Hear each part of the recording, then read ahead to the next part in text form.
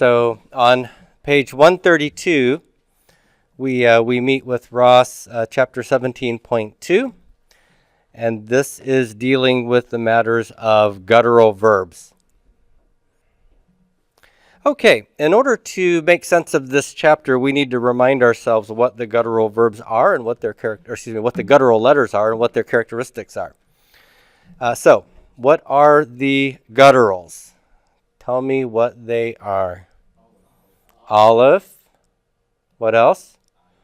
Ayin. And hey. And what is my guts wannabe? Resh. Very good. And what are the three characteristics of gutturals?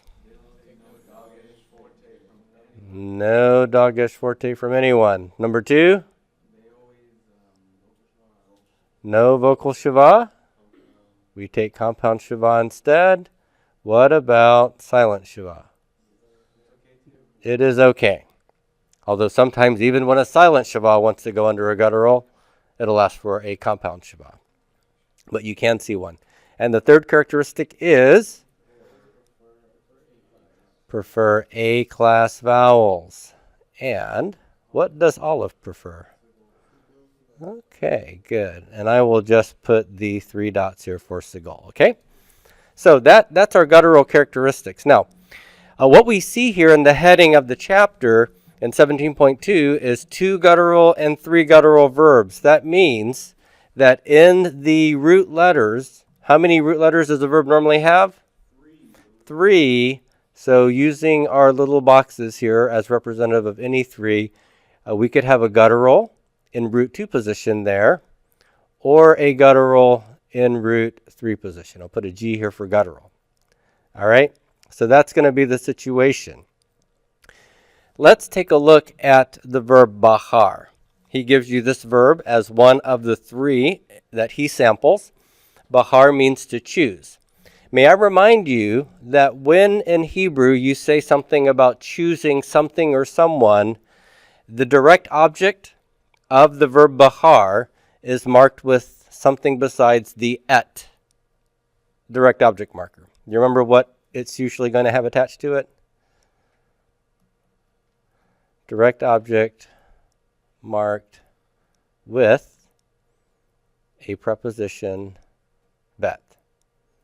Okay, so if I said something like Adonai Bahar, Yahweh chose David, I would not see et David. It would be b David. Adonai Bahar b David. And you'll be tempted to translate that as Yahweh chose in David. Don't do that. Just realize that bet is marking the object. Okay? So, let's look at the imperfect here. What did we learn about the imperfect? Normally, I'm going to see with my prefix consonant what vowel. The nutty prefix vowel will be what under the yods, noons, alephs, and tavs. Single dot. What's that called? Kirik. Right? Remember Kirik? It's a short I-class vowel. What goes under root 1? Yif code, tif code. Right? What's under root 1? It's a silent shiva. And then I'm normally going to have a holum here, right? Yif code, tif code, holum. But look at what's in root 2 position here. That's a guttural. Gutturals prefer what vowel? A-class vowel. So here, instead of the holum that I would like to see, as with pakad, yif code, I'm going to see a pathak here. Yiv har. Yiv har. Okay? Not yivchor. Yivchar. He will choose.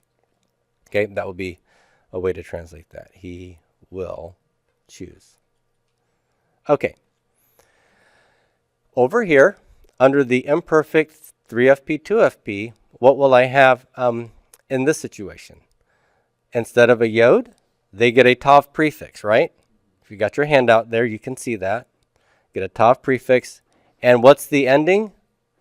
It's na. It's a consonantal ending, a noon with a comet hey. What will go under the tav? What vowel class?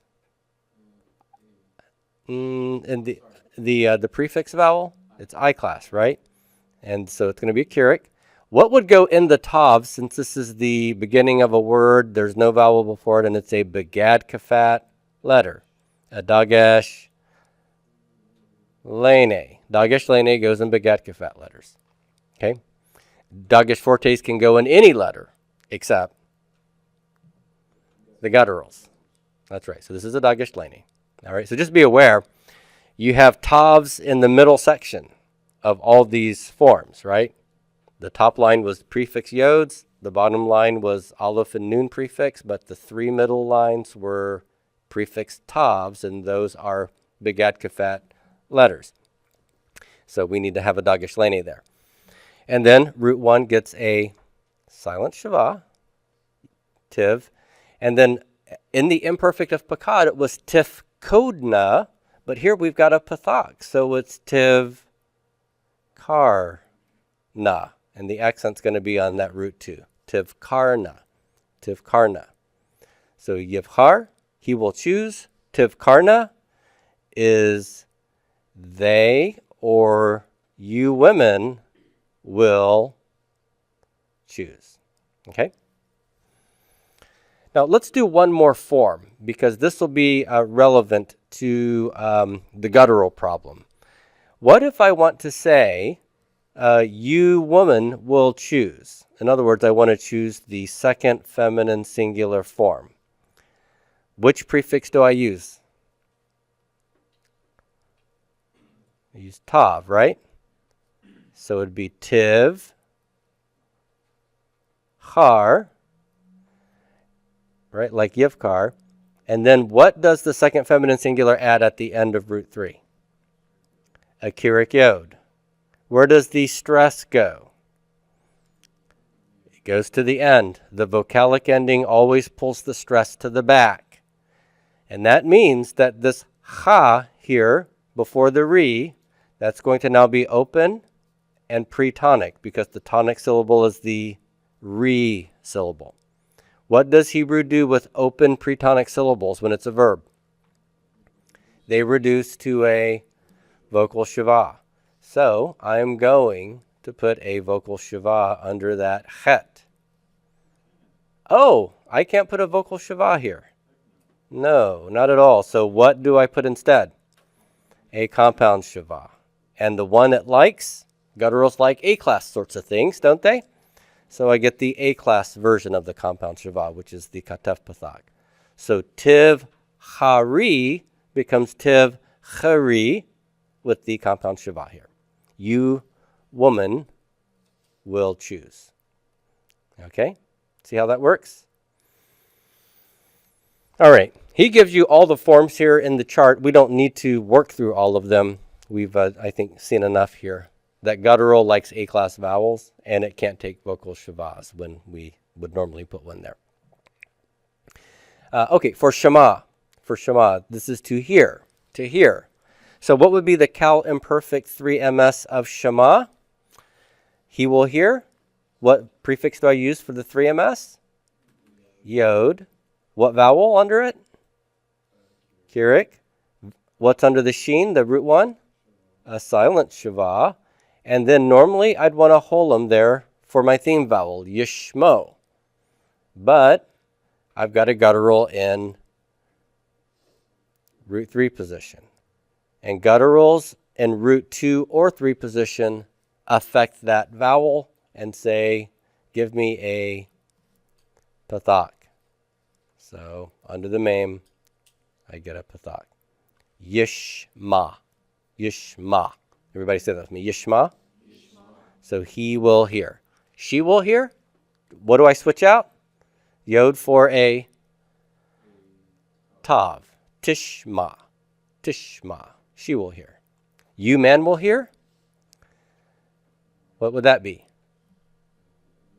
Tishma. And then if I want to say you woman will hear, tishma. Tishma changes to what?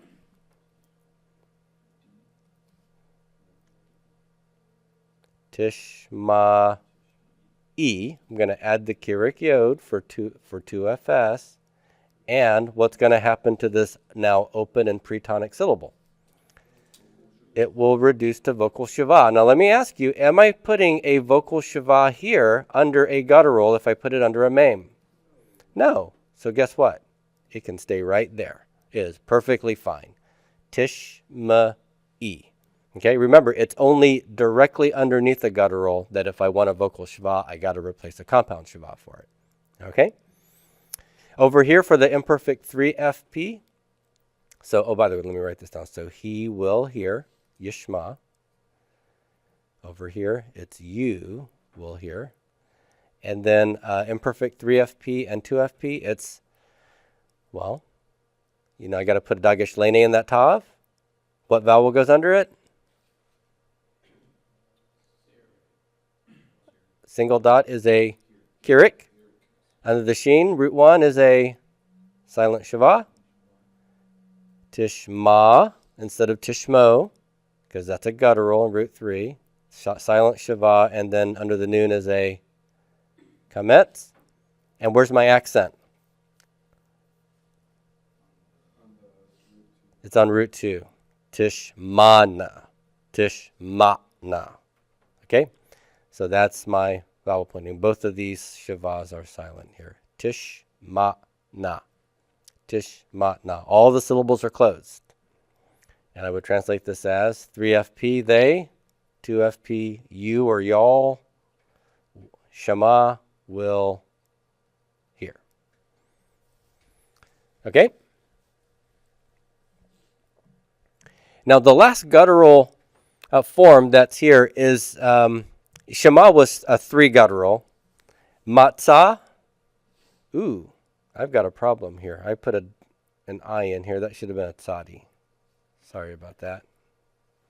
Matzah with a tzadi is to find.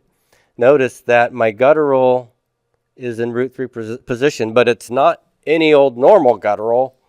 It is a naughty little guttural called aleph. And what is the big problem with aleph? Well, yes, it likes Segal, but it's a lousy closer, and it always tries to quiesce when it's in a closing position, okay?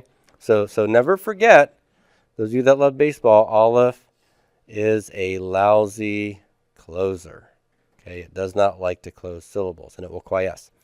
That's why, by the way, the cow perfect here of to find, he found, pakad is normally long A, short A, right? Pakad. He visited. Long A, short A. Matzah should have been long A, short A. The aleph's closing the syllable. It quiesces, loses its consonantal value, acts like it's not there, and so the short vowel compensatorily lengthens to make up for the loss of the aleph as a consonant. So that's why the form is matzah with a double kametz, 2 long vowels. Now, the imperfect of the cal imperfect 3ms of matzah, he will find, is going to be yim. And am I going to put a holum here, like with pakad, yif code?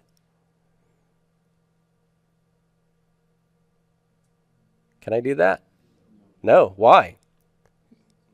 Because aleph is a guttural. And gutturals in root 2 or 3 position will ask for what vowel class? An A class vowel. So holum is going to become a pathak, right? And then look at what happens. Yimtza, aleph is in a closing position, right? Is aleph going to do a good job closing there? No. So aleph is going to quiesce. And when it does, what will happen to the short pathak, the short A vowel? It will lengthen to compensate for the loss of the quiescent aleph. Okay? So yimtza with the long A. Yishma has the short A because ayin does not quiesce, but aleph does. Okay? So yimtza. Yimtza. Now, how would I say, so that's he will find. How would I say she will find? It's the same as yimtza except for the yod, right? Let's change it to a tav. Timtza. Timtza. She will find. You will find man. Timtza. You will find woman. It's timtza, like you will find man, except we add what at the end? Timtza. Add the kirik yod for 2fs, right? Timtza'i. And then, since the aleph takes the kirik yod and takes the stress, this is open and pre-tonic. What will happen to the vowel here? It will reduce to a vocal shava. Okay? So timtza'i. And that is you will find. And a woman will do that. Great. Over here, this is where it's a little bit unexpected. For the imperfect 3FP and 2FP in the cow, here's what I would have expected. Tim, tza, with no vowel pointing, right, and the long A, then a comma tse, timtzana. But look at what Ross gives you. What do you see here instead of timtzana? You have a segol. A segol. So this is what you're going to see. Tim, tse, na, and the accent is again en route to tim, tse, na. Tim, tse, na. So this is they or y'all will find. Does Aleph like that sigil? You bet it does. Not too shabby, huh? Enjoys that.